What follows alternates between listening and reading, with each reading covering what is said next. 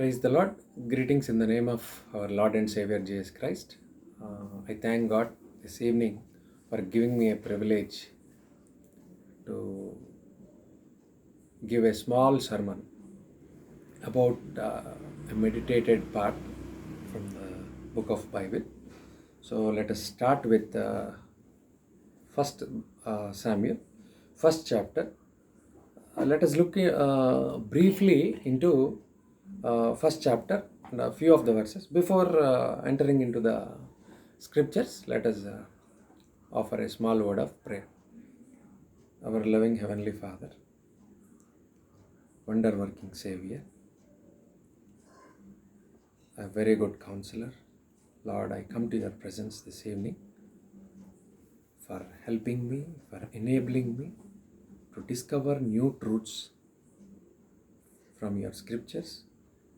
Help us, Lord, to get myself connected with my Master.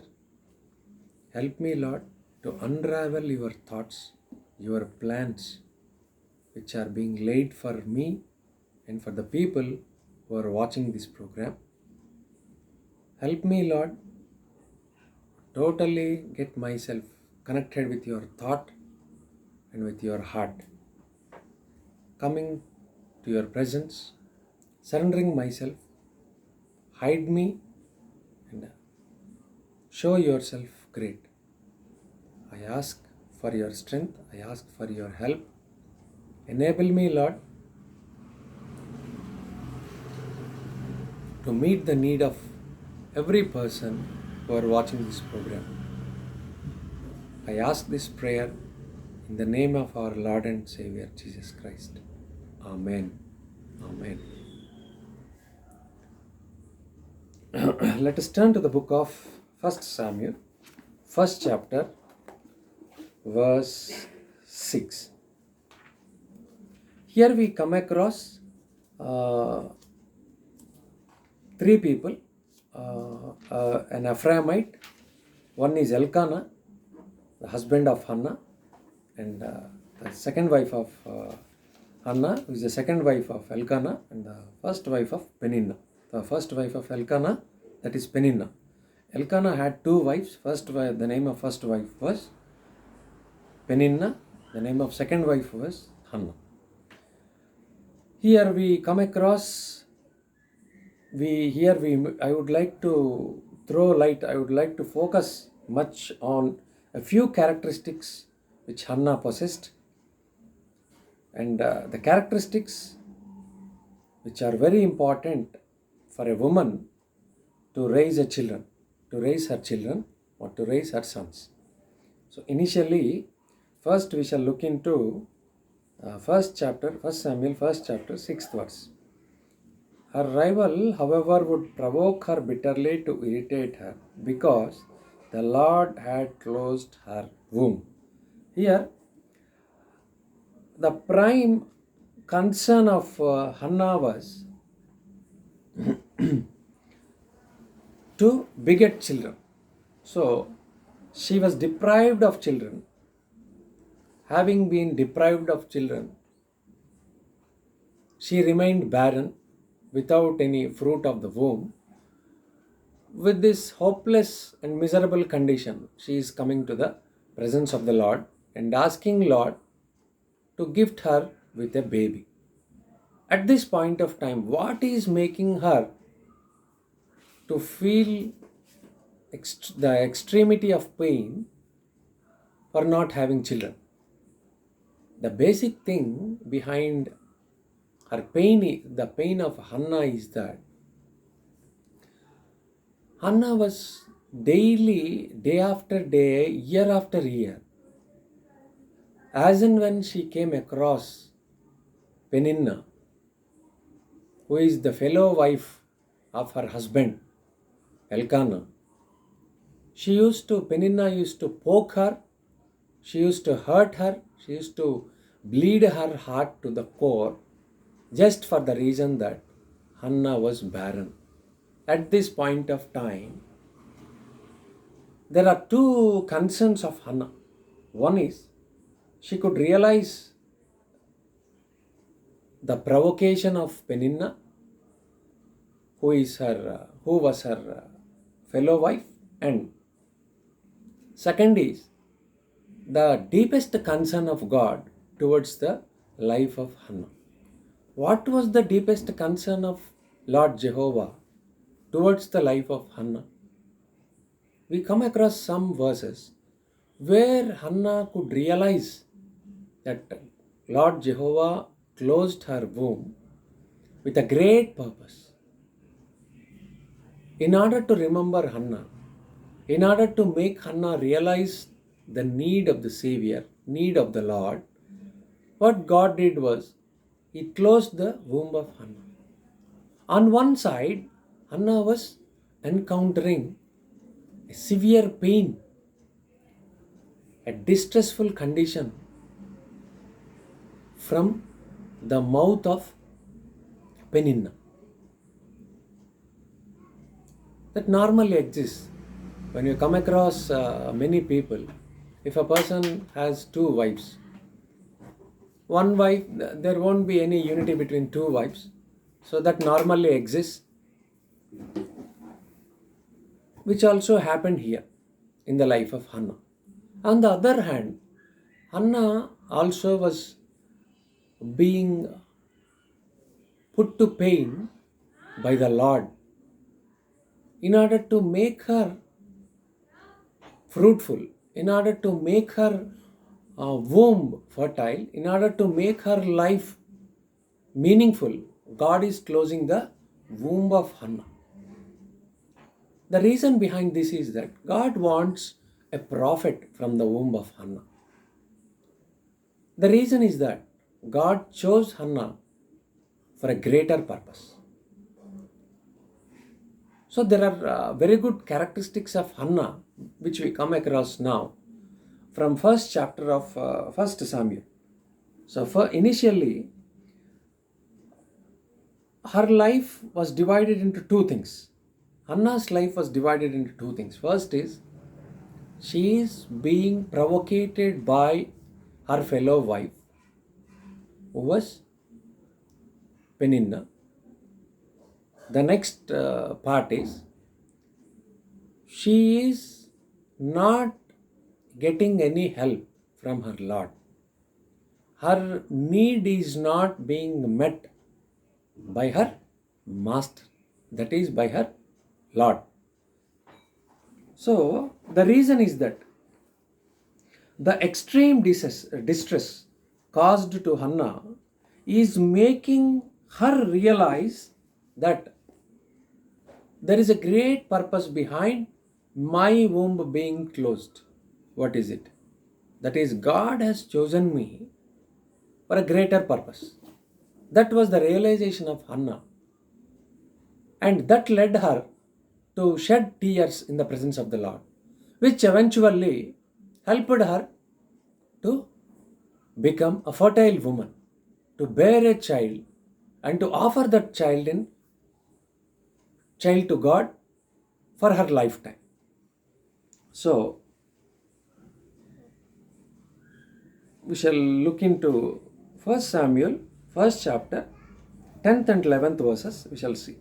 She greatly distressed, prayed to the Lord and wept bitterly. She made a vow and said, O Lord of hosts, if you will indeed look on the affliction of your maidservant and remember me and not forget your maidservant, but will give your maidservant a son, then I will give him to the Lord all the days of his life, and a razor shall never come on his head. So, in our life also, when we encounter any pain, when we encounter any distressful situation, when we receive pain from people, when we are when we are subjected to reproach, when we are insulted by people, when things don't fall in place in our life, we hate God, we rebuke God, we try to get away from the presence of God. We don't read the Bible, we don't wait on the Lord, we don't pray, we do all kinds of nonsensical things. Instead of that, what should be done is, we should come to the Lord, ask for His help. We have to look into the finest details of our problem as to why that particular problem has occurred in my life.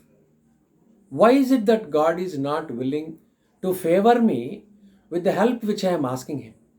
What is it that really stopping God or making God withdraw His help from me? We don't look into the finest details of these things.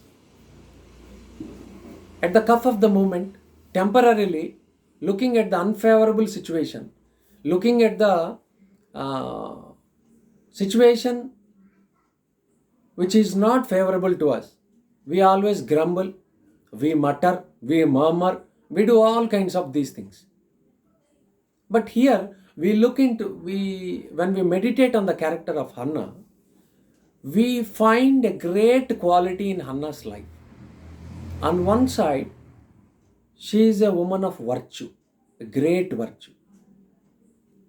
On one side, her husband Elkanah is loving Hannah double fold. The love which Elkanah is offering to his first wife with children, who has begot some children, that love is double fold. The love which Elkanah is showing to Hannah is more than the love shown to Peninnah. But Hannah is not pleased with the love of her husband.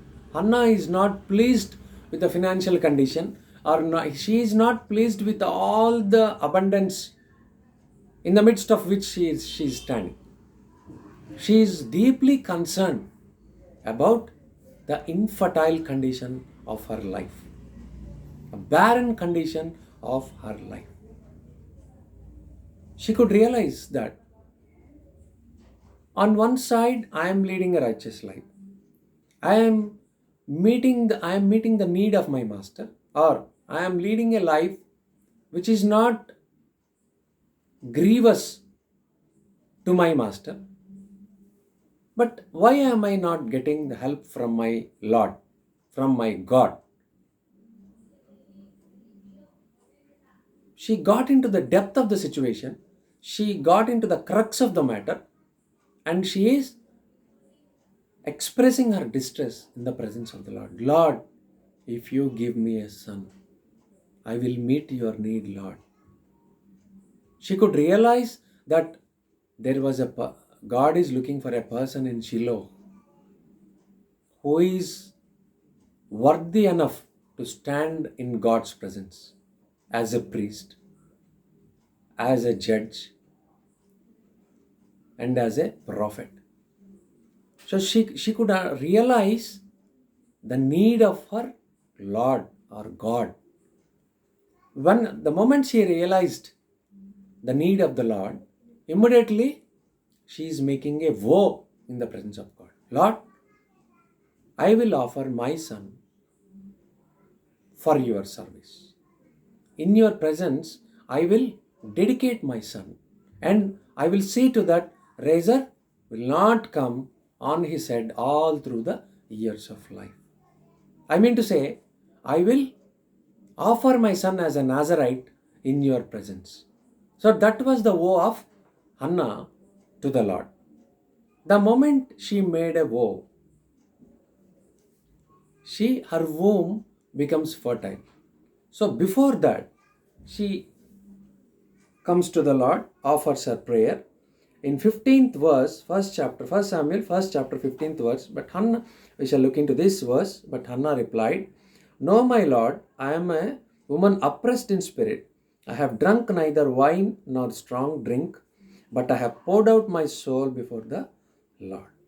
So, when we get irritated, when we are suffering from some problem, if somebody misunderstands us, if somebody gets the wrong end of our stick, and if somebody blames us, or if somebody aggravates us, or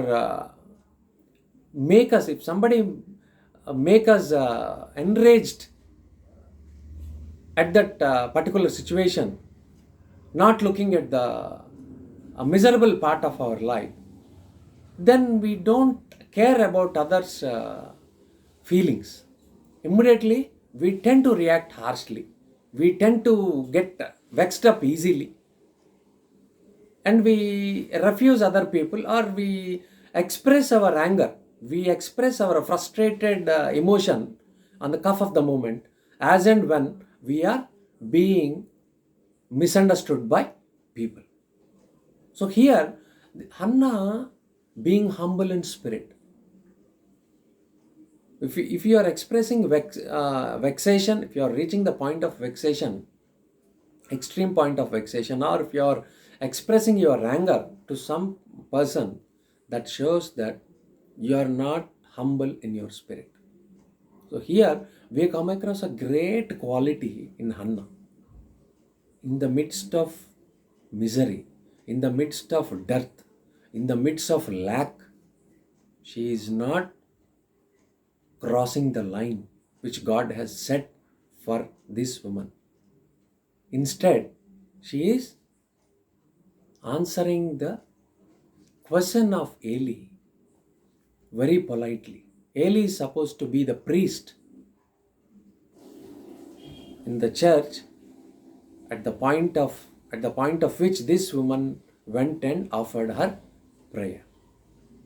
So when Eli the priest asked her, why is it that you are fully filled with wine, and how far you are going to pray being filled with wine? Why is it that you don't stop your words at that point of time? What is she answering? Let us look into the scripture.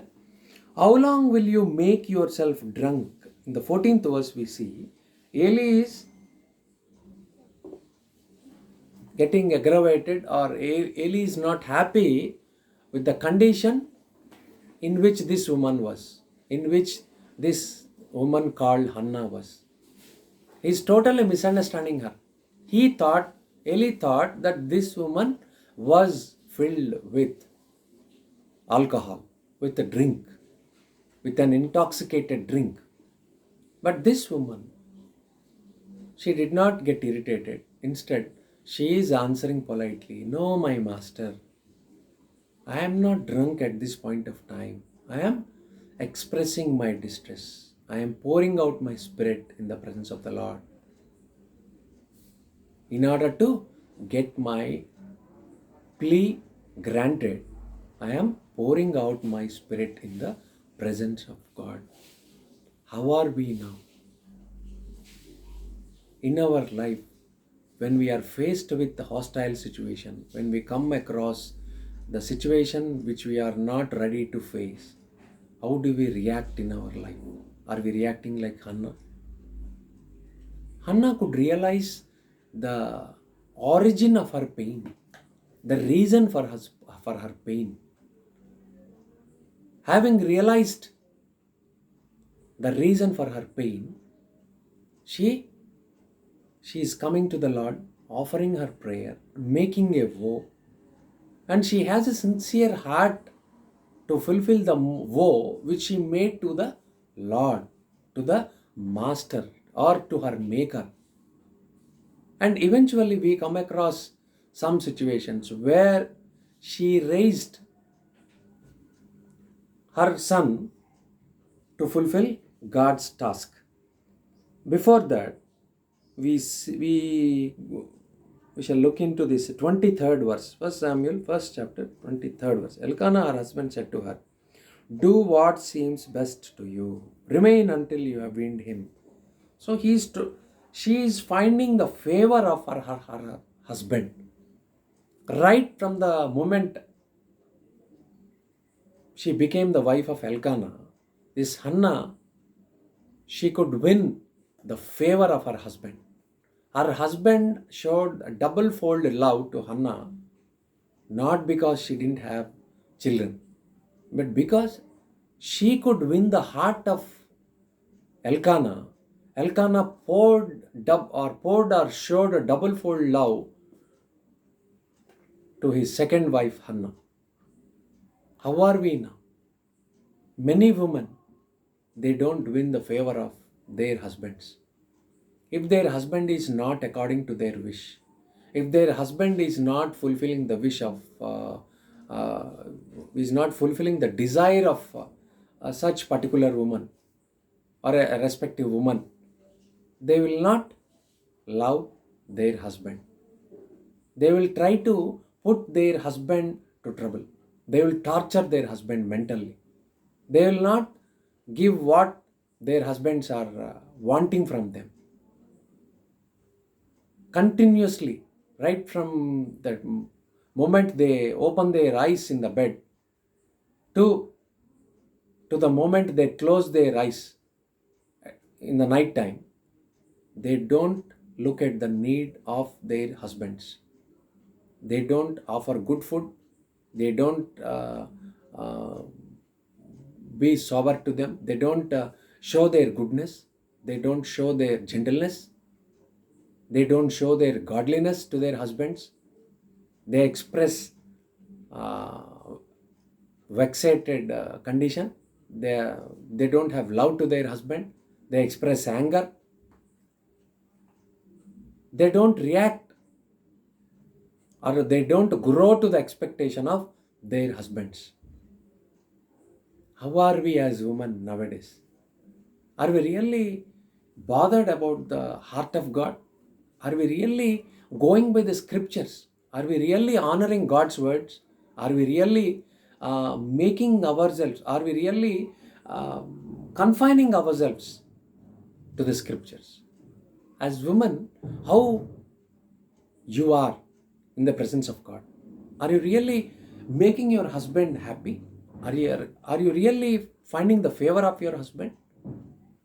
So this is the one side of the coin of Hannah. The other side of the coin is, after making a vow, Hannah was totally faithful to her commitment. She was totally faithful to the vow which she made to the Lord. She did not forget that I made a vow to the maker of this universe. I made a vow to the creator. I made a vow to the Lord Jehovah, who is Almighty One. She did not forget the fact that the person, the God who is asking me a favor, is the Almighty God. She did not forget this fact. She always tried to fulfill the vow which she made to the Lord. And eventually we see the great qualities of Hannah in second chapter. So we don't know how this woman Hannah educated her son. While giving milk to this infant, she might have prayed for this infant. Lord, you prepare my son in a way so that he can live in your presence in my absence all the days of his life. You prepare him, Lord. You fill my son with the kind of stuff which enables him to fulfill the tasks which are handed over by you to him. She might have prayed a great prayer. Every moment, every minute, she might have got herself connected to the Almighty God in order to fulfill her vow to the last extent, to the maximum extent she wanted to fulfill her vow. That was the reason she prayed always in the presence of God. She was blameless. She was very sincere in her vow. Nowadays, many women, they make a vow to the Lord, and after some period of time, they forget about their vow, which was made in a very miserable condition to the Lord. That vow people tend to forget, and instead they behave with God in a lighter vein. What is this? What will happen if I forget my vow? What will happen if I don't fulfill my task, or if I don't fulfill the vow which I made to the Lord? What will happen? Nothing is going to happen. God is a very loving God. He is very good at forgiving people. What will happen if I don't fulfill my vow? So At some point of time, unable to bear the distressful condition, we make a vow to the Lord. And when we are placed comfortably, when God hears our cry, when God shows His compassion to us, when God showers or when God bestows His blessings on us, we tend to forget the woe which we have made to Him in our miserable condition. So if we forget the woe which we make to the Lord, how can we make people, how can we manufacture people for God's work? How can we enable people? How can we bolster people? How can we strengthen our sons? How can we prepare our sons for God's work? The world passes away, our energy passes away, our youthful period passes away. And at the fag end of life, if you realize, Ayo, I have done a great mistake. It is worth punishing me. If you realize at that point of time, Ayo, what have I done? I am worthy to be punished. Even if you realize that, even if you ask God to punish you, it will be late. Even though you receive a punishment, you can't meet the need of your Savior. A small fish gave up its life to fulfill the Master's wish. To meet the need of the Savior, a small fish gave up her life, obeying the word of the Savior. When a small fish is offering herself as a prey to Lord, in order to meet the need of her master, a small fish is giving up her life. She is laying up her life. How about our lives? Here, Hannah, she was very sincere. She was good at heart. She was very serious to fulfill the vow which she made to the Lord. And above all these things, she didn't stop praying. She is making herself, she is reminding her son every year by making a linen ephod. She is making her boy Samuel to wear a linen ephod, a new garment. She is preparing a new garment for her son. I mean to say, it is not that her son is not having clothes. She used to prepare a linen ephod in order to remind her son about the task which he has to fulfill, which he is supposed to fulfill in his life. She is constantly reminding year by year, year after year.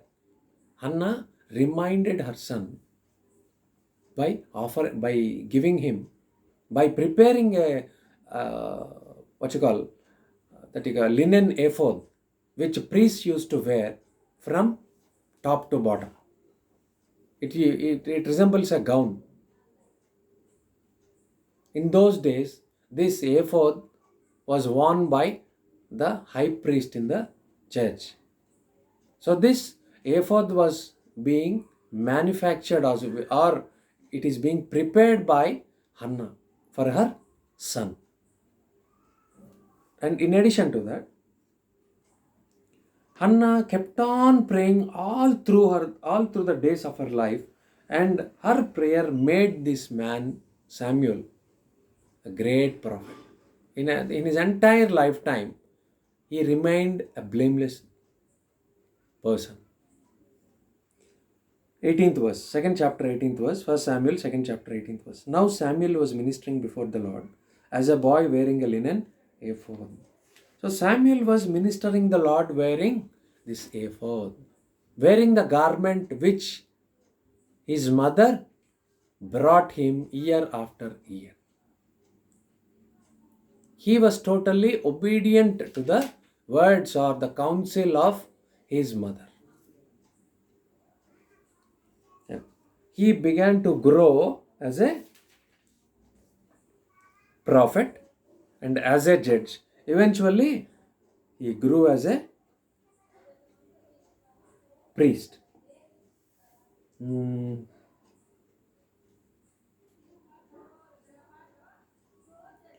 Let us look into second chapter, First Samuel, second chapter, 26th verse. Now the boy Samuel was growing in stature and in favor, both with the Lord and with men.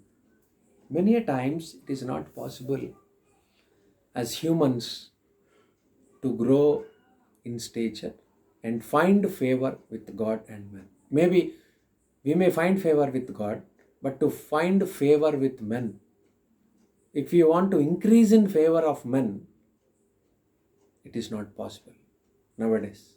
Because God, you may please God, you may fulfill the wish of God, you may fulfill the will of God by all means in all the areas of your life.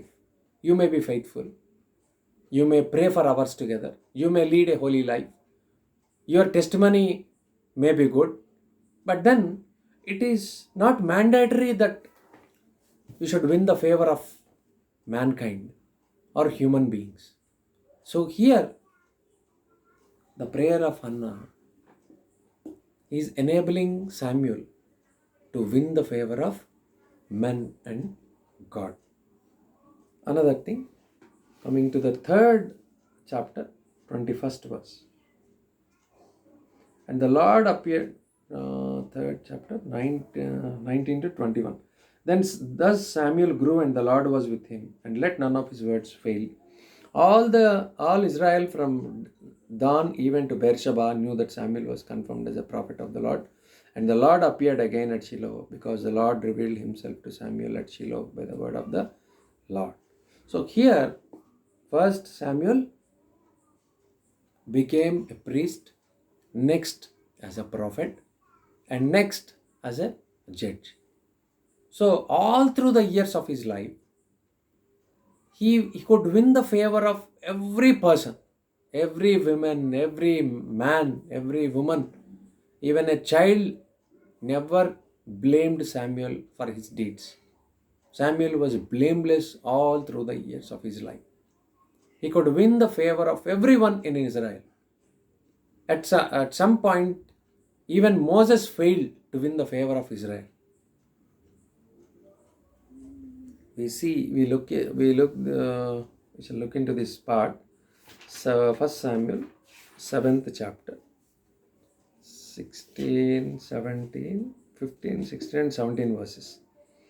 Now Samuel judged Israel all the days of his life. He used to go annually on circuit to Bethel and Gilgal and Mizpah, and he judged Israel in all these places. Then his return was to Ramah, for his house was there, and there he judged Israel, and he built there an altar to the Lord.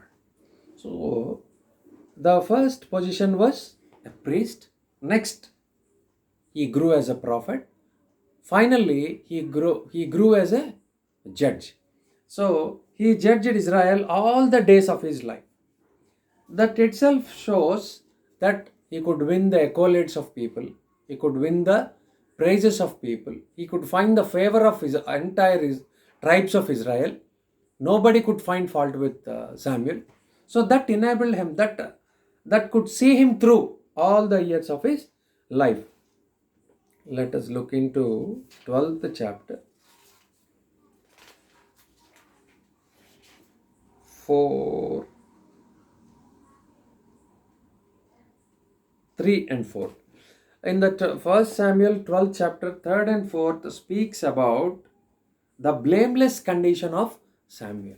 When Samuel asks the entire tribes of Israel whether he was wrong in any area of his life, they readily they could express their goodness by expressing their opinion that they couldn't find any fault with Samuel. Samuel was blameless in the sight of the entire tribes of Israel. So how are we now? Finally, we could notice we can notice the extraordinary character of Samuel in ninth chapter, sixth verse. This was the instance when King Saul, before his anointing as a king, before getting anointed as a king, King Saul loses his donkeys. At that point of time, he happens to see this prophet, see this priest called Samuel. So at that point of time, this was the testimony given by King Saul before his anointing to his friend, that the man who we are going, he is supposed to be a man with vested with power. He is a powerful man. Whatever he says, that comes to pass. In one instance, we come across this word called, his words never failed all through the years of his life. So this all credit goes to Hannah. How are we now? At this point of time, today, God is speaking to us.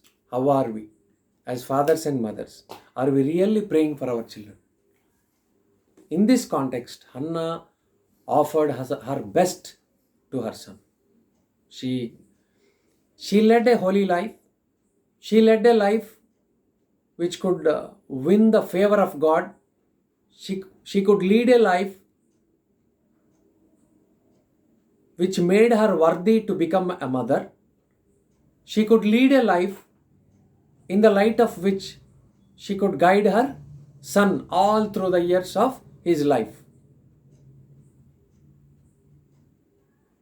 So here, how are we now? She could guide his son. She could strengthen her son to lead a holy life, to lead a holy and a worthy life all the years of his life. How are we now today? This evening is a solemn evening. We are supposed to examine ourselves. We are supposed to introspect our lives. We are supposed to look into the all areas of our life where we find where we find our shortcomings, where we find ourselves short of the nature which God demands from us. In many areas we are falling short. Maybe at some point we are good at lying. At some point we are good at expressing our anger. At some point we are not in a position to pray. We are not in a position to offer to sacrifice our pleasure. As father and mother, if we don't sacrifice our pleasure, if we don't sacrifice our time, if we don't sacrifice our resources, if we don't shed our tears, if we don't get ourselves connected with our master, that is our God, we cannot find our children fulfill the wish of our God by any means. All through the years of our children, if at all, if we are having any passion or a serious ambition to please God, we have to identify ourselves with the will of our master. We have to understand the heart of our master. We have to make ourselves available to meet the need of our Savior. How are we today? Are we really serious to fulfill God's will? Are we really serious to see our children in a good state spiritually? How are we now?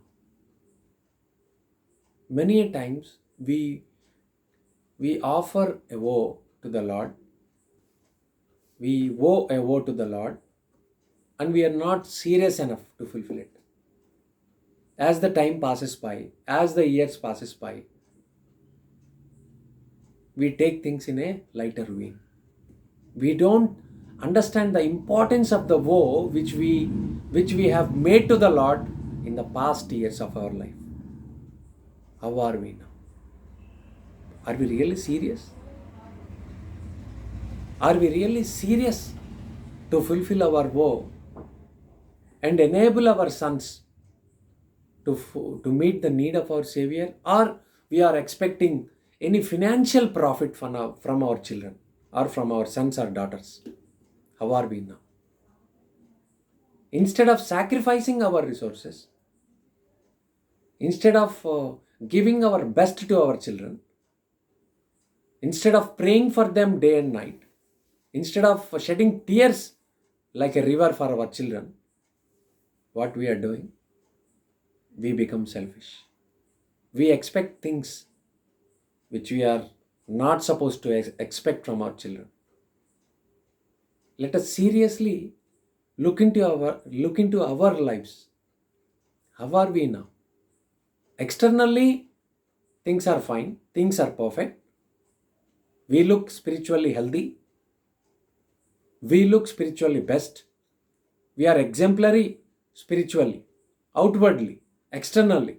But inward life, God always examines us, introspects us, looks into the inward things. He peeps into our heart. He probes into our situations. How are we now? How are we today?